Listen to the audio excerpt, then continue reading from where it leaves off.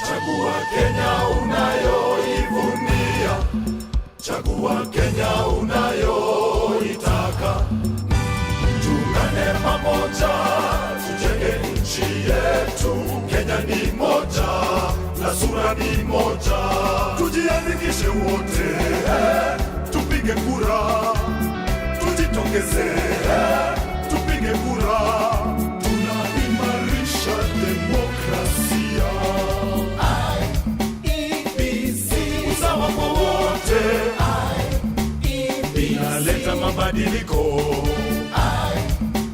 Yenye wazima wa mipaka. Inabuni mbinu mpya ya uchaguzi.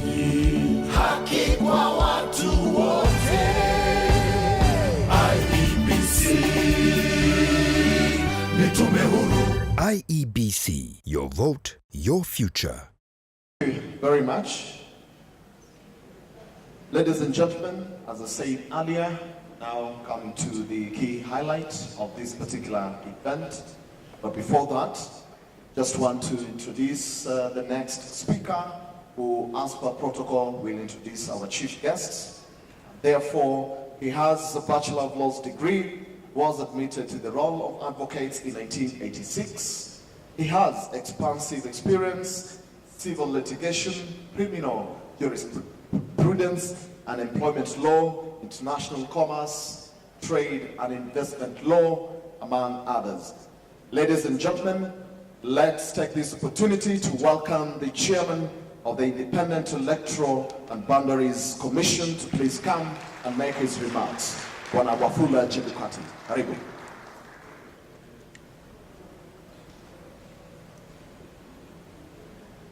Thank you. You didn't say that I now know a lot about election law.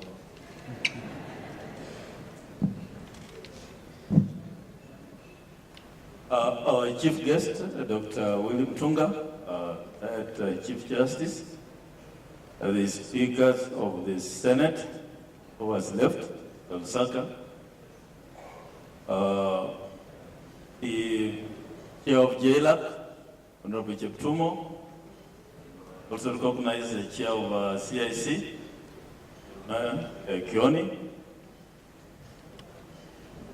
We have a long list of protocol. I think it's already been said. We have my colleagues on the high table, Senator from Judiciary, Chair PPLC, Madam ORPP. We have political party leaders.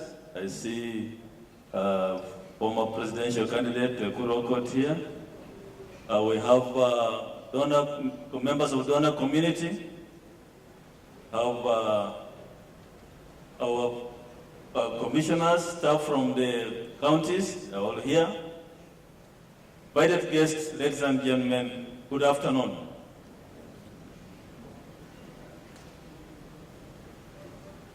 I want to appreciate your being here today. We don't take it for granted, and more especially at this stage of the Commission's progress in terms of releasing the post-election report today. I just want to make a quick comment on what Honorable Ndwale said before I go to my speech. He talked about election infrastructure. Now, election infrastructure is a wide thing. What is election infrastructure? It's everything we are doing about election. How do we each help and assist in ensuring that the election infrastructure is strengthened? How do we strengthen what we have? Hear a lot about IEBC. It's not what I want it to be. It's not what one individual wants it to be. There are those who say expand IEBC or do this and that. To strengthen electoral infrastructure is not what one political party wants to do, one individual, or one tribe or community. It's not about how much money we give IEBC manage elections or not to give it. It's not a decision to be made by those who fund IEBC. It is about the law, and I agree with Honorable Cheptumo. and the legislators who have spoken, we can each contribute by strengthening the law on elections. And once we strengthen the law on elections, then we shall strengthen the electoral infrastructure. Nothing short of that can take us forward. So I just wanted to make that point. Now I go straight to my speech. Ladies and gentlemen, I'm pleased to welcome you to the launch of the post-election PE report, the IEBC, for the 2017 general elections and the fresh presidential election. The report is a product of interviews with key informants, focus group discussions, government partners, roundtable meetings, national stakeholders forum, political parties, and independent candidates forums, review of observer and stakeholder reports. These approaches that are participatory and inclusive yielded valuable discourse that enriched the process. However, by no means is the chapter closed for more input that will benefit the planning for the 2022 election. Through continuous engagement with our stakeholders and partners, we will endeavor to keep alive discourse over the report. For the IEBC, the post-election evaluation process is neither a cosmetic or a public relations exercise. It is an occasion to critically examine and audit the extent in which the toil of our institution achieved our collective aspirations, as captured in our strategic plan of 2015, in the strategic plan of 2015 to 2020, and also in our election operations plan 2015 to 2017. So what's the purpose of this report? Why are we producing this report? This report informs the legal reforms proposed to be enacted. It's to guide the Commission in implementing institutional and operational reforms. It's to help us to review our strategic plan, which ends in 2020. We shall provide a revised plan now from 2020 to 2025. We'll direct the review of the Commission's strategic plan and also inform the election operation plan for the 2022 election. So those are some of the issues that will arise out of this report. My commission came into office January 2017, barely 7 months to elections. And if you recall, at that time, the country was calling for reforms in all aspects of elections, including election operations, systems, and procedures. And one of the areas which I must touch on, which is in the report, the area of election technology, audit of the register of voters, and voting of Kenyans outside the country, as well as voting by prisoners. I want to applaud our staff who are here. IEBC staff, are you here? You sacrificed yourselves. You may not be honored with accolades, but I want you to know that you are among the unsung heroes in our country and in our time. Your stories may never be told, but for those of you who spend strenuous days and nights planning for elections, those who suffered various forms of violence and fatigue in the course of your work, I appreciate you.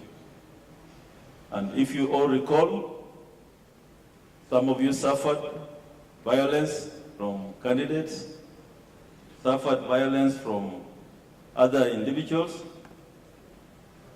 One of us was murdered in the course of duty. That is the late Chris Musando. I was in Ghana the other day, and the ICPS, which is an international organization sitting in Ghana, honored him with a posthumous award for integrity. I think it's in order for me to request all of you to give a minute of silence for the late Chris Nsanda.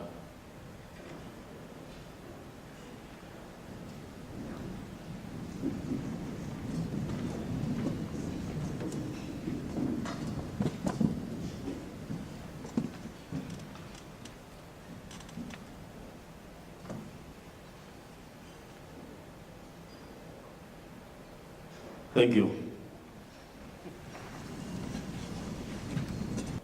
We had 17 regional election coordinators, but we, as a new commission, implemented and brought into existence 47 county election managers. Now, that really went a long way to improve the managing of elections throughout the country. I think in this house today, you have our 47 county election managers somewhere. Am I right? Could we see your hands? Thank you. In the course of preparing for elections, the Commission encountered unprecedented legal, administrative, and political challenges that threatened successful conduct of elections. Among these challenges, the fact that we had 7 months to elections, there were weighty legal amendments too close to elections, and I'm happy the chair of JLAC is here. He has said that we must ensure all these changes are done at least as soon as possible. Did I hear you say December this year? As soon as possible.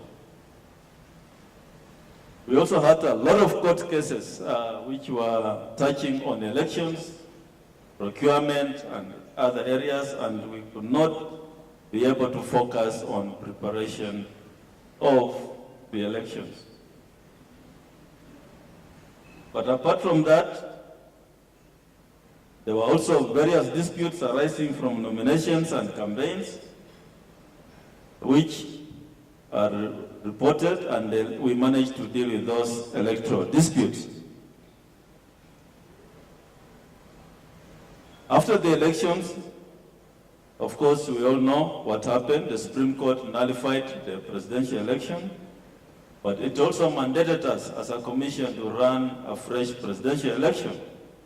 And I believe, although there's not much talk about the fresh presidential election, the mechanisms we put in place in the fresh presidential elections will go a long way into ensuring that the future elections, and it's actually part of the report, that it will help us conduct future elections in a much better way. Apart from the elections, we also had 299 election petitions filed in various courts, the High Court and the other courts. After determination of these petitions, out of 299, and with the 2 petitions remaining in the Supreme Court, there are only 5 petitions that succeeded, which we are going in for by-elections.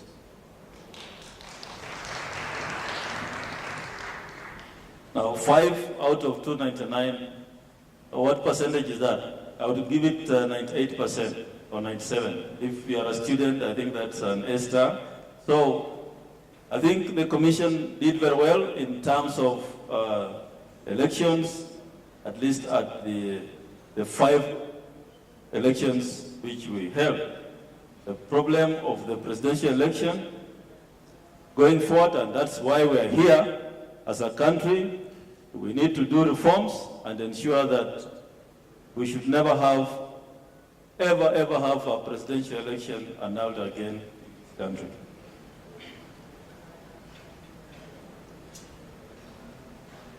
The IEBC, of course, does not have or generate income of its own.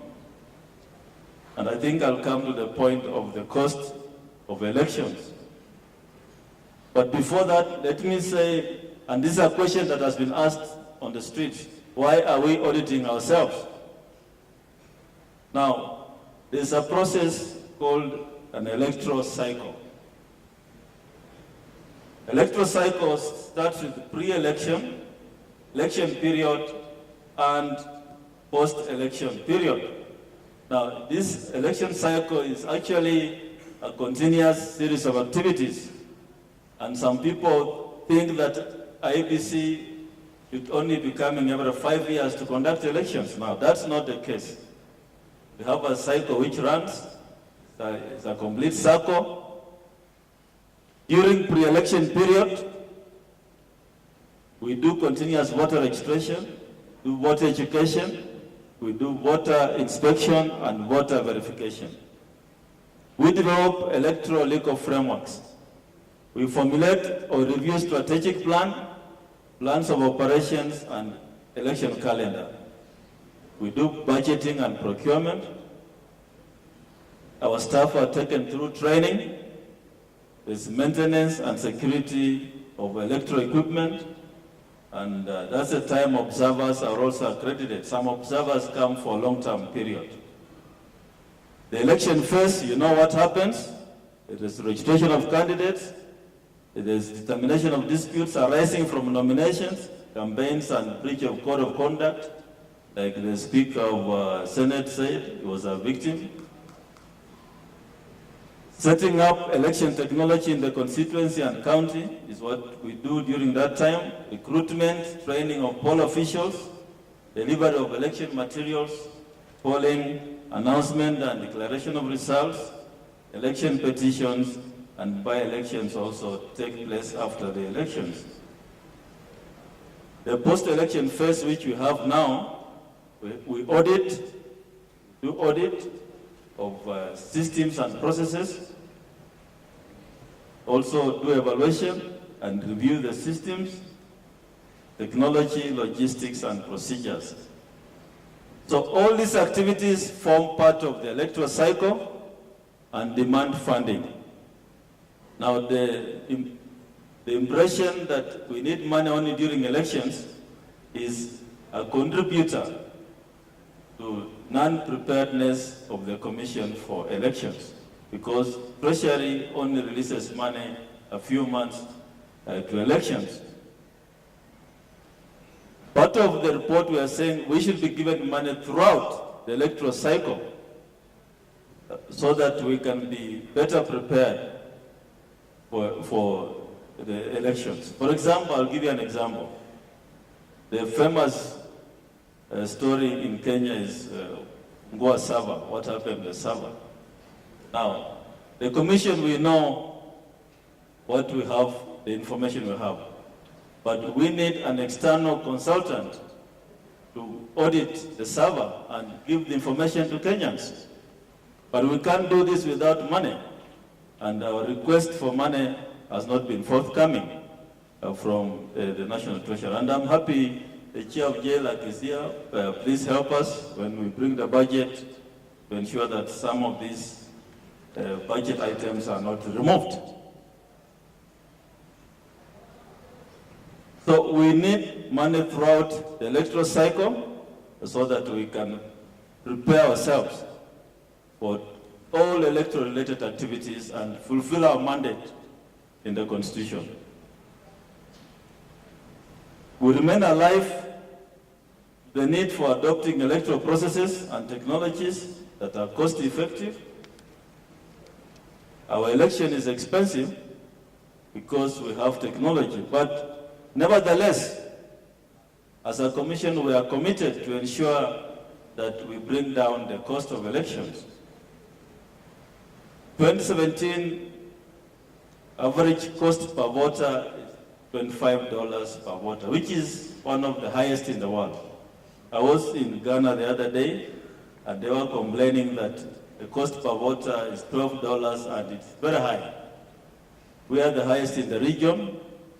Of course, in Rwanda, they spend $1 per voter, although they don't have as much technology as we have. So how do we bring down the cost of elections?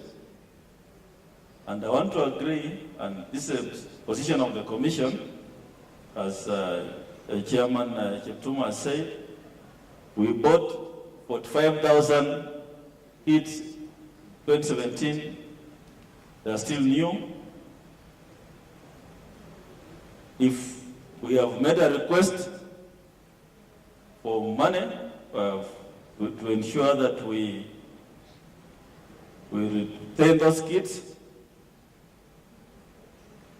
and the only way to retain them is ensure that they are properly stored, they are upgraded, and they are prepared for 2022. Now, without money to pay for licenses, without money to buy software, we cannot be able to reduce the cost of elections, because we shall be forced as a commission to buy new equipment or new gadgets for the next election if we don't prepare them or reuse what we have.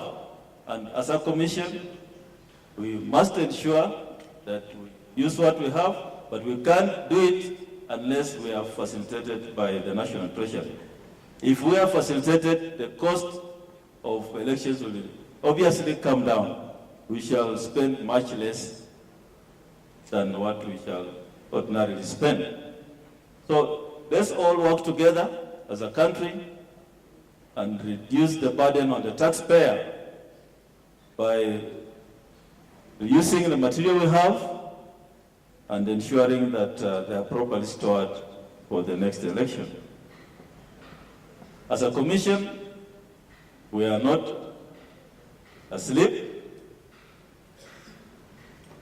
We have 3 commissioners in office, but work is going on. The commission is undergoing restructuring. We are working on our vision. We are ensuring that the resources we are given are properly managed. And that's why we commissioned an audit in January last year. We did our own internal audit, and we also wrote to the external auditor now to carry out an audit, not just for the last financial year, but for an audit for all the election-related materials, because we realized our cost of elections was too high. And that's the report which is before the PSC in Parliament. We want to make the IEBC a corrupt-free zone. Those who want to come to the Commission to make money, they don't have space there in the Commission anymore. We want to be a transparent institution, and our report will bear witness. Please read the report, ensure that you work with us so that we can make this country a better place. So, with those few remarks, I invite you to read the report. Please, as Kenyans, let's develop a culture of reading. Let's not wait and hear rumors in the streets. Read the report, share with us your comments, your views, and let's work together. Thank you very much. God bless you. God bless Kenya. Asante sana. Chagua Kenya unayoivunia, chagua Kenya unayoitaka. Tuungane pamoja, tujenge nchi yetu. Kenya ni moja, na sura ni moja. Tujiandikishe wote, tupige kura. Tujitokeze, tupige kura. Tunaimarisha demokrasia. IEBC, usawa kwa wote. IEBC, inaleta mabadiliko. Yenye wazima wa mipaka. Inabuni mbinu mpya ya uchaguzi. Haki kwa watu wote. IEBC ni tume huru. IEBC, your vote, your future.